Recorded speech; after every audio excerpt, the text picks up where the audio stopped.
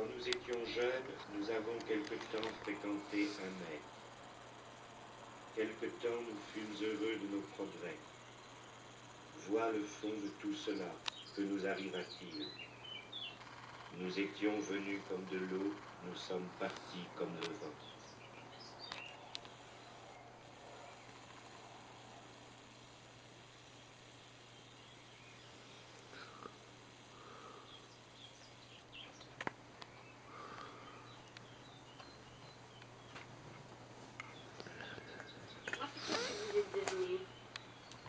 Je suis devenu célèbre. Oui, j'ai réussi quelques méfaits assez retentissants. Le nom de la mer a déployé plus d'une fois la corniche. C'est la gloire, bien comme cela. Oui, ça commence. Mais à la réflexion, j'aurais tout de même préféré immédiatement être réussi tout derrière. En une vingtaine d'années, on a le temps d'habiter vraiment qu'un petit nombre de maisons. Celles-ci ont toujours été pauvres, je le note, mais bien situées tout de même. Ce qui valait de l'être y a toujours été reçu et le reste rejeté à la porte. La liberté n'avait pas alors beaucoup d'autres demeures. Où sont les gracieux galants que je suivais au temps jadis? Ceux-là sont morts. Un autre a vécu encore plus vite, jusqu'à ce que se referment les grilles de la démence.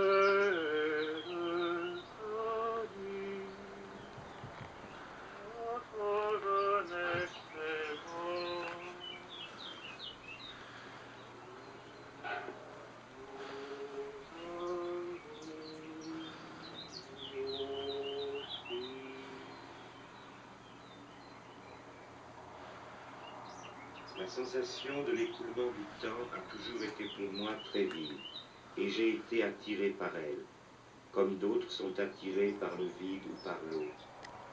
En ce sens, j'ai aimé mon époque, qui aura vu se perdre toute sécurité existante et s'écouler toute chose de ce qui était socialement ordonné.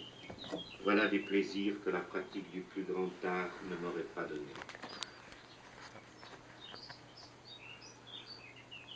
Quant à ce que nous avons fait, comment pourrait-on en évaluer le résultat présent?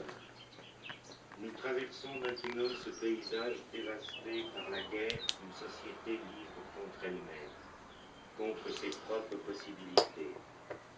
L'enlaidissement de tout était sans doute le prix inévitable du conflit. C'est parce que l'ennemi a poussé si loin ses erreurs que nous avons commencé à gagner.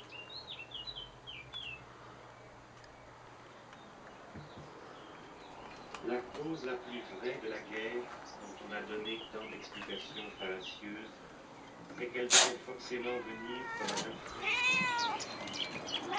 Il n'avait resté rien des caractères de communauté et de concertation. Nous étions nous-mêmes toujours exempts les uns du changement dans un temps changeant. Le propriétaire de la société s'est obligé, pour se maintenir, de vouloir la changer l'autre qui était l'un versus l'autre.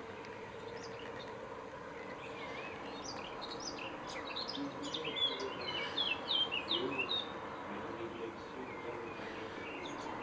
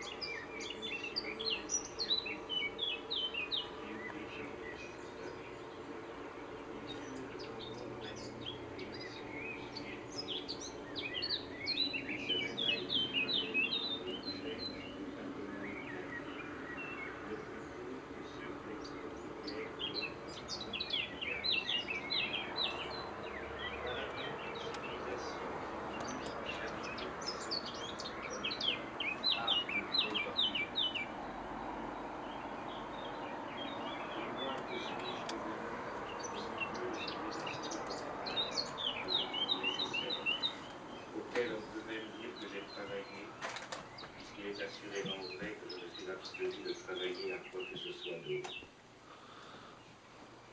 Ce qu'un poète de l'époque Tang a écrit en se séparant d'un voyageur, pourrais-je l'appliquer à cette heure de mon histoire? Je descendis de cheval, je lui offris le vin de l'adieu, et je lui demandai quel était le but de son voyage. Il me répondit, je n'ai pas réussi dans les affaires du monde. Je m'en retourne au mont Nanshan pour y chercher le repos.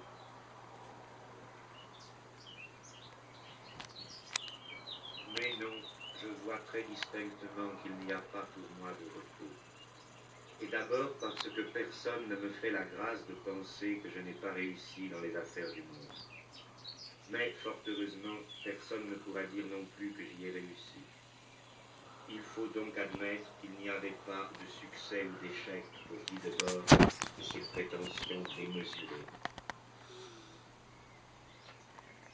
C'était déjà l'aube de cette fatigante journée que nous voyons finir quand le jeune Marx écrivait à Rouget « Vous ne me direz pas que j'estime trop le temps présent. Et si pourtant je n'en désespère pas, ce n'est qu'en raison de sa